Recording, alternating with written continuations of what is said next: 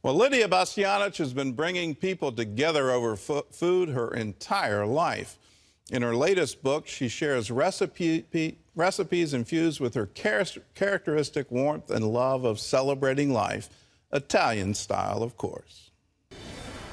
Buongiorno, I'm Lidia Bastianich.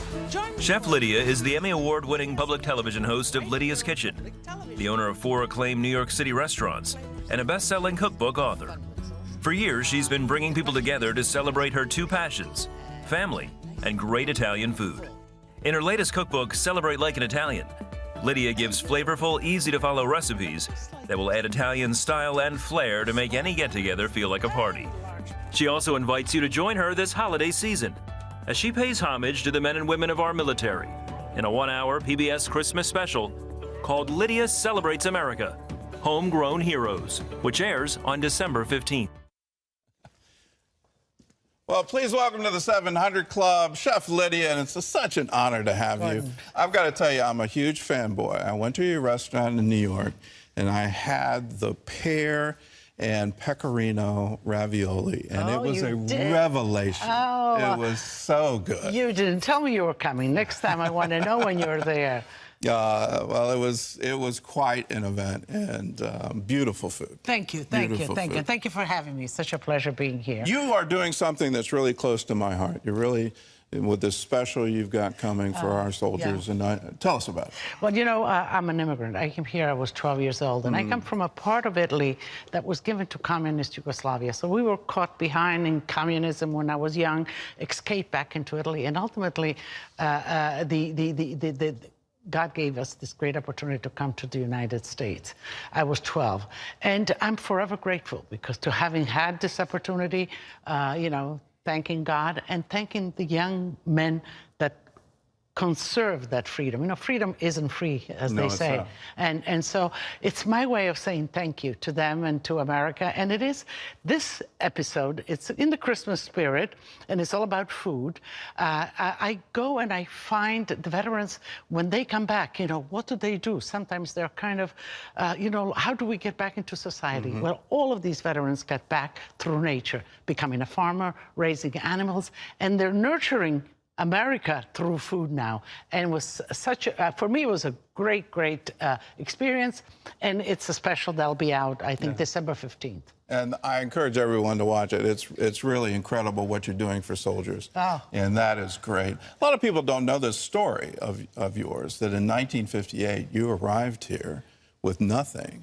Nothing. We were brought here by the Catholic Relief Services. We had nobody here. And, you know, we were taken care of. People were kind enough.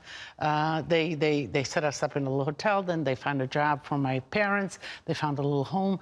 And, Gordon, you know, I can't express the gratitude. People would come. And they filled our home with sheets, with towels, with food, our cupboards with food. So you know, I'm a recipient of the goodness of people. And, you know, God has been good to me. So, you know, I have this sense that I need to continue that. Did you ever dream, you know, that you would one day have these wonderful restaurants? Never What dreamed. What a tremendous blessing for you. It certainly is. You know, and it's not something that I planned. It's the opportunities that came that were kind of offered to me, and I took them as I went along. And what the big blessing is also that my family is with me. My children are now with me. My mother, who's 97, lives with me. So it's a continuum of the family doing what we love. Well, here's something that you may not know. Lydia's cooked for not just 1, but 2 popes. I have. And no pressure on that. What do you cook for a pope? That's a big question. You know, when the first Pope Benedict came, and I was asked you know, I consider, oh my God, what am I going to cook? So that became a problem. But, you know, Pope Benedict is German. Again, we come from that northeastern. So I had in my stash a little bit. I made strudel for him. I made spretzels for him. I made goulash for him. But I did have to go to the Vatican, and we sent the menus to the Vatican. They approved it, and then we cooked. And when Pope Francis came, you know, he's from Argentina, big pieces of meat, but the Vatican nixed me. He was supposedly on a diet.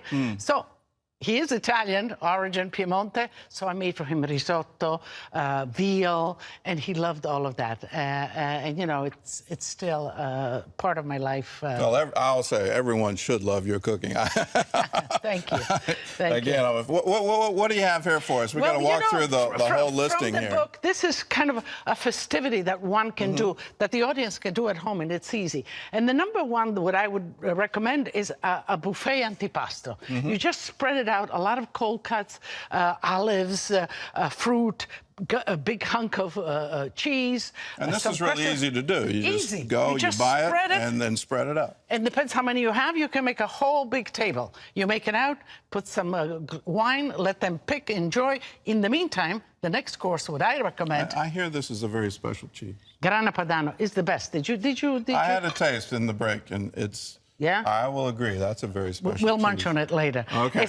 I use it, you know, just for eating like this, also for pasta and for that. It's great. Nutritionally also sound. Oh, really? Yeah, absolutely. Cheese is good for you. Yes. Well, it has a little fat, but forget about that. It has the calcium. It has the calcium and the vitamins. It's good, especially for growing children. I'm going to go home and tell my wife. Because I'm a huge cheese lover. Yeah, and... but you know, if you do this, if you spread it over salads and things like that, you kind of spread it out. Okay. Then the next thing, what I would recommend is the oven. You know, something baked in the oven, pasta in the oven. So they're all eating. They go to the table, and voila, you bring the steaming pot of lasagna. And what I would recommend also, if you have a lot of people, you know, lasagna is great, but make 2 or 3 of those. So you spread them on the table so people can help themselves. Again, making it easier. Easy. And here I have some garlic mashed potatoes. My grandmother used to make them. And you use olive oil with that. Olive oil, yeah. You don't need even butter. We didn't use much butter. Which is, that's frankly new. I'm used to butter and cream and milk, but olive oil. Try Lydia's style. Try the Italian style. How do you do the garlic cloves in it? 'Cause it looks to me like they're roasted. You roast it. You roast them with a little bit of oil, nice and until they almost fall apart. Then you use that oil and whatever, and more fresh oil, and that just really mash. changes the flavor. Absolutely. And you mash. Sometimes I even like to mash the garlic, so you can't even see it. It goes into the potatoes themselves, and it's really, really good. And that recipe, is that recipe in your book? It is. It's in the book, but also, you know, the website. I think it's on your website as well. Yeah. The so if you want that recipe, go to lidiasitaly.com. Okay. You will get it, and it's in the book as well. All right. And we'll come back to the main course, but of course, vegetables. Italians love their vegetables. Broccolini, garlic and oil. Again. Oil, the butter. So you take the vegetable. You do that in a pan, or do you roast it in the oven? In a pan like that, garlic oil. You wash the vegetables. You put them in the pan, stir them, put a lid on it, and slowly, it's maybe a little bit of water, and it kind of steam, and it'll get all that garlic flavor all over the vegetables. So you know. It's starting to get hungry. There you go. And of course, dessert. For dessert, I would come back to a buffet. Again, make a buffet like that. This is an almond and chocolate chip tart. Very simple, very easy. You can make it in advance. This is a beautiful. It looks so beautiful. It's so complex. It's leftover bread. You know, the appreciation, the respect, not to waste food. It's leftover bread that you soak. I make the recipe is there.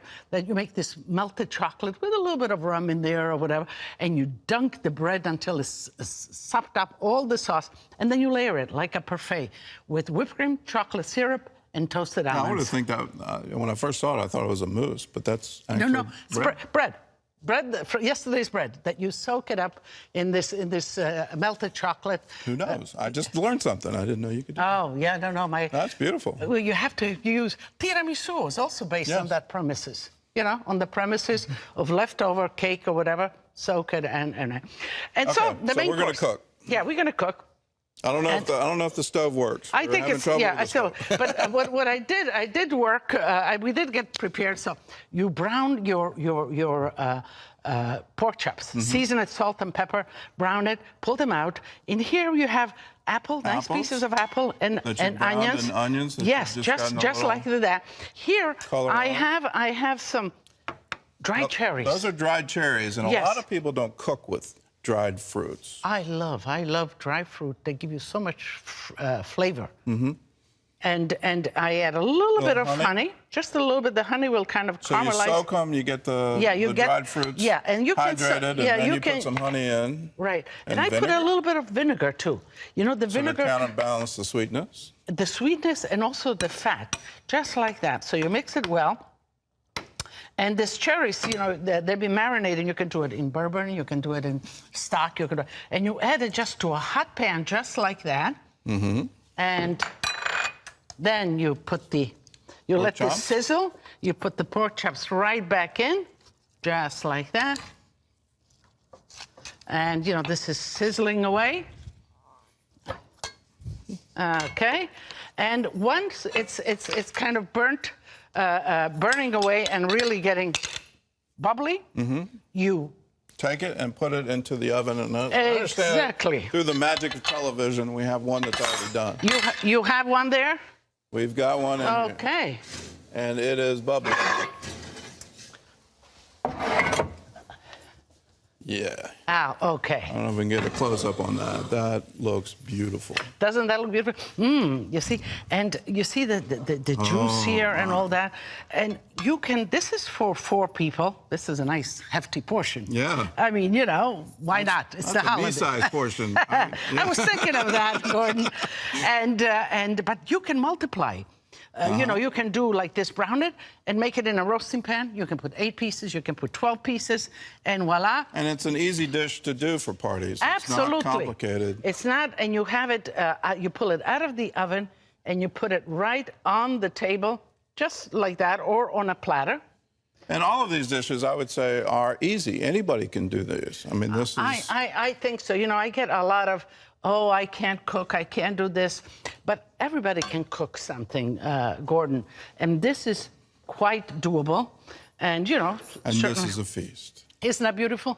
All right. I'm gonna eat this in the break, but before we get to the break, we've got a book for you, and I encourage you to get it. It's called Lydia's Celebrate Like an Italian, and it's available wherever books are sold. The recipes you saw here today are also there.